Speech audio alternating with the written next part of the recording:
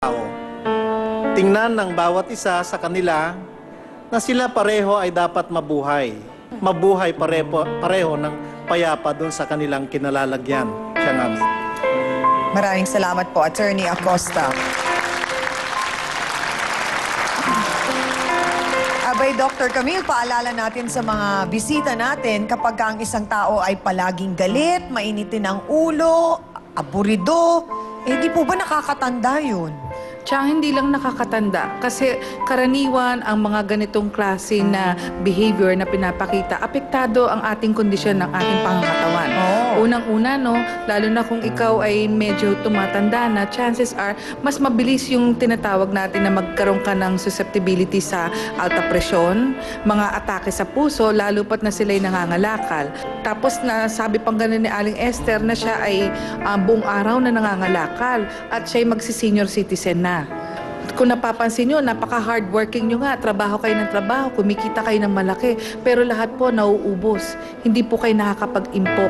Sana po, maisip niyo po na meron kayong pagkakataon na mag-umpisa na mag-impok para sa sarili nyo, para kung sakasakali magkasakit kayo, hindi po yung sasabihin nyo na hindi tayo nakapaghanda sa ganitong bagay dahil darating yun. Salamat po, Dr. Camille. Father, alam naman po natin na lahat tayo ay may karapatang mabuhay at may kalayaan din na gawin yung mga dapat nating gawin para tayo ay mabuhay. Hindi po ba? Tama ka, Chang, dahil ginawa tayo ng Diyos hindi lang bilang hayop, kundi matatalinong hayop na pinagkalooban ng Diyos ng tinatawag nating free will o kalayaang ng loob upang tayo'y pumili.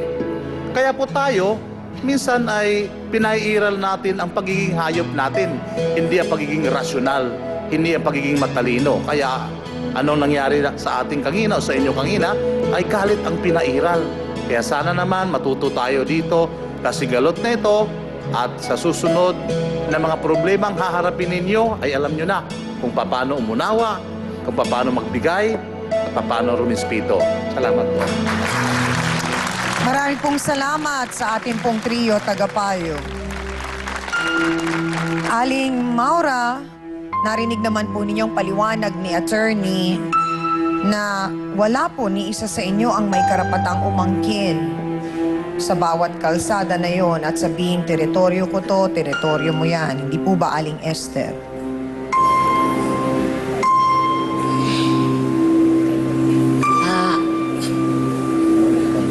Maura, kahit masakit sa kalooban ko,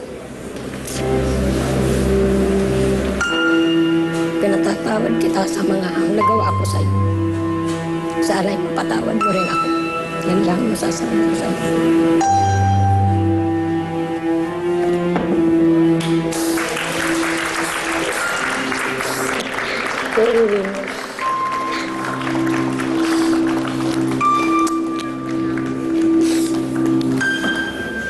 So sana po, Aling Maura, Aling Esther, imbis na nag-aagawan kayo, nagbabangayan, magtulungan din po kayo, Aling Esther. Ibahagi niyo po kay Aling Maura yung inyong kasipagan. Siya rin po ay mag-isa sa buhay, walang kasama, walang katuwang. So wala rin pong inaasahan. So sana rin po, matulungan niyo rin po siya sa maliit na paraan po ninyo. At yun ay yung pagpapakita sa kanya, yung inyong kasipagan. Doon naman po sa naging problema sa pagitan ni Aling Alisa, ni Mang Lando at ni Ani. Mang Lando, nakikita ko po, nandyan na kayo sa tabi ng inyong asawa.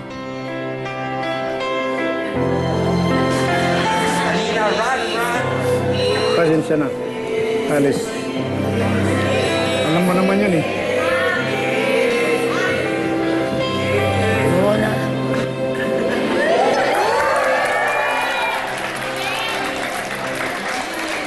Tiririt-dit, tiririt-dit, tiririt-dit, tiririt-dit. Katawa tuloy siyang amis sa teririt mo. Pasensya na. Oh. Tayo na lang magtitidididit. Baliw. Patawad. Aling Alisa, sabi nga ho ni Doktora, lahat naman ng relasyon may pinagdadaan ng mga pagsubok. Sabi nga ang magpapatatag naman doon ay yung pagmamahala ninyo sa isa't isa. So ang tanong, Mang Lando, gusto niyo pa bang umuwi at makatikim ng nilulutong sinigang na baboy ni Aling Alisa? Opo, sa ngamin. Okay. Pinapatawad niyo na ho ba, Aling Alisa? Okay na po. Mang Lando, nung una po sana ay okay na naawa kayo sa sitwasyon ni Ani, tinulungan niyo siya. Kaya lang po, humigit pa doon, mukhang hindi na po talaga dapat. At mukhang hindi rin naman kayang lokohin ni Ani yung kanyang kinakasama, hindi ba? Kumbaga, nagkamali lang, nadala lang ng isang beses, parang ganon. Base sa kwento niya. At gusto na naman niyang, ayaw na niya, ihinto na ang lahat-lahat ng ito. Pasensya na. Sorry. Patawad. Nagkasala. Tao lang. Sorry, sister. Sorry din.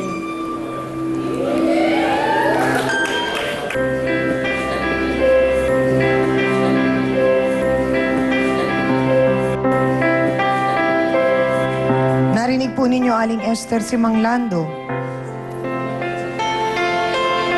Nahingi naman daw po siya ng tawad.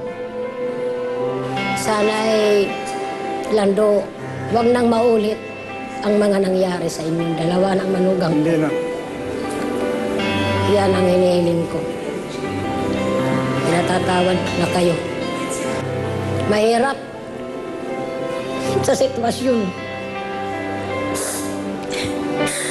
Naunawaan po namin, Nanay. Nag-iisa lang naghahanap buhay.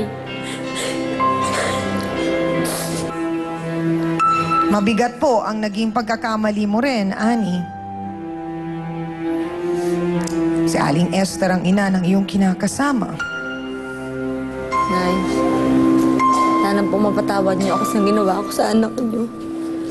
Wala akong magagawa, tao ka lang. Pero huwag mo naman naabusuhin ang kabaitan ko. Kahit ang asawa mo nasa kulungan. Marunong din naman ako magpatawad. Kaya pinatatawad na. Huwag mo nang uulitin, anak. Mahal na mahal ko kayo. Pati ng aking mga apo. Sana'y huwag mong pabayaan sila. Hinihiling ko. Maring kaibigan, Nora. Sana'y habang buhay mapatawad mo na ako, ha? Wala akong magagawa dahil sa sipag ko. Sana'y gayahin mo ang kasipagan ko. Pinakikita ko sa lahat. Patawad rin, Alicia. So sana po, kesa mag-away-away kayo, magtulungan na lamang po kayo. Maraming salamat sa inyo dahil kahit paano po, nakatulong ang programa na kayo ay magkaunawaan. Salamat po ng marami. Aminan na po tayo mga kapatid, mga ka-face-to-face. Maraming aral na naman ang nais ipaalam ng ating isyu ngayon. Napakasarap pong mamuhay ng marangal.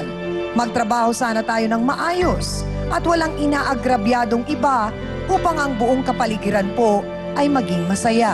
Isang punto rin po ang magandang komunikasyon sa isang relasyon at maging sa katrabaho man. Mabisang paraan ito upang magkaintindihan at gumanda ang inyo pong samahan. At para po sa ating face-to-face, heart-to-heart thought for the day, matutong mag-segregate, ihiwalay ang katapatan sa kataksilan at ipunin ang pagmamahalan at itapon ang kasamaan. Salamat sa inyong lahat mga kapatid! Maraming salamat din sa aking co-host na si Hans Marcel. Sa Dance Squad, sa'yo B1 at B2. Sa ating pong mahal na trio, Tagapayo, ang ating pong mga sausawero at sausawera, at sa ating limang pong mga bisita. bumisita ang bahagi po ng kanilang kwento at nagtiwala sa ating programa. Mga kasawsawan, ako po ang inyong pambansang kapitana, ang inyong Chang Ami na laging nagpapaalala, ang problema pwede mong tawanan, pero hindi mo yan dapat talikuran. Kaya kung may problema ka, harapin mo, pag-usapan natin yan. Para po sa inyo to, mga kapatid.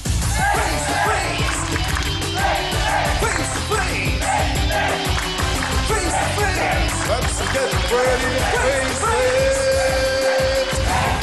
Hayop naman ang usapan ngayong Miyerkules. Bayaw na hilaw, nahuling may kaulayaw. Binuking ng mga manok na tumilaok. Saan mo nakita si Manuel? Nakakapal ang mukha doon palaglandian sa likod ng bahay namin. Ang Okay. ina-expect ko po, mga manok lang madadatnan ko doon, tsaka yung nagtatahol na aso. Yung Ano ba ko, naabutan mo? romansang kriminal, ma'am. Hayop, ano yung romansang kriminal? Nagpi-feeling binata pala para makagawa ng himala. Ito naman po, alam na may asawa na siya eh. Baka nga pati niya, pinatuka niya sa bayaw ko eh. Sabi niya, mahal niya daw ako. Mahal mo ba talaga si Ebeb? Hindi po. Bakit mo sinabing single ka? Sunada ko lang po siya something.